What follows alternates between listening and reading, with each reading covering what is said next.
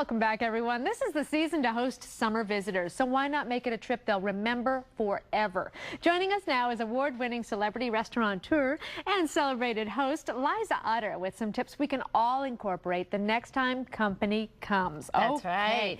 And this is so true. You can make it a memorable experience for them without going overboard. You don't have to spend a fortune. You don't have to stress out. Yep. Simple things you can do. Yeah.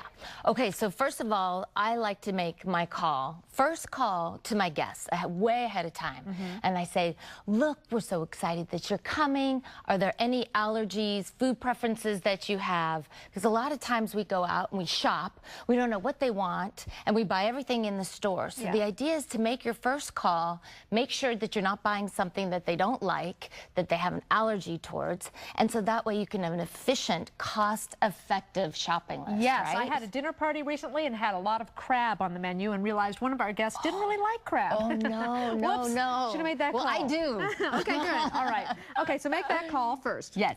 All right. Okay, so the second thing is I like to make sure that we have a certain space that's designated for a guest.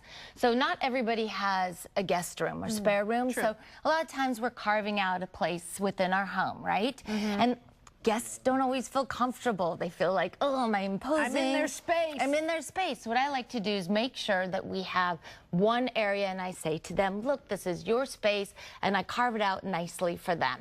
Here's your room, or here's your bed, or here's your mat, your pillow, whatever it might be. That's good. And then that way, two things. One, the guest feels more comfortable, that they're not exploding all over your home. And the second thing, too, is that it allows the guest to be accountable, responsible for their own space. I like the sound of that. Right? Okay, so the third thing is make sure that when you do your meals, organize them in advance. A lot of times our time is spent shopping. And then we go back to the store for breakfast and back for lunch.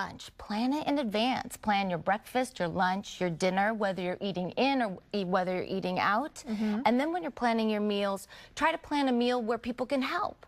That way your guests feel like, gosh, I'm not just sitting here. Being waited on. Being waited on, Although there are some guests who really like that. Yeah, well, that's the idea. So this goes both ways. So the guest who wants to help now feels like they're being helpful. And the guest who doesn't like to help, now you're saying nicely, hey, why don't you come join the party? We have some nice linens here. Do you suggest, I know I've been to some places where you kind of have to go, may I have a towel, please? But then you go to other people's homes and they've laid it all out on the bed for you. I just think that is so Isn't that so nice? It makes it feel like you've been thought about. It wasn't a last minute thing. So really what I like to suggest to people is buy a clean set, well, preferably clean. Clean set. And if you don't buy new, at least do a laundry before they come, right? Of towels and sheets and a pillow. And don't use them. Keep them in your home, nice, ready to go for your guests. Make sure they're white, like the hotels do. You can bleach them. So that way you can use them again. You don't have to worry if they're brown, if they're navy. They're beautiful colors, but unfortunately they're very difficult to keep clean. So make sure that they're white and they look fresh. And if you just tie a little ribbon around and put them on somebody's bed, like you said, it makes you feel special. Yeah, you don't want them coming to you going, can I get a face cloth? Yeah, that's right. Is this your organizer? Is this where you do all your planning? Yes. Okay, that's smart. This is something that is a lifesaver for me.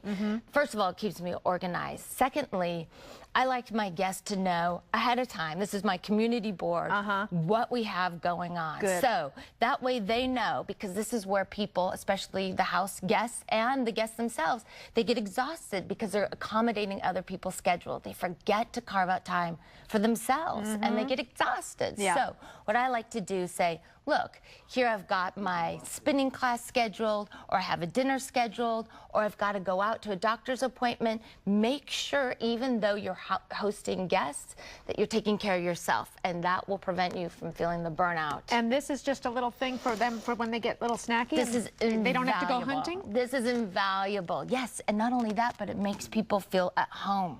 So that way, they don't feel like they've got to wait for you to get up and get into the kitchen to make something to eat or to snack on. You have a snack, what I call the snack basket. This is very big in our house. No, that's a good idea. I think we actually have a year-round snack basket. Perfect. And this way people feel comfortable and able to help themselves. There you go. Liza Utter, thank you very much for joining us today. Thank you. I'll be a guest at your house any day. We'll be right back.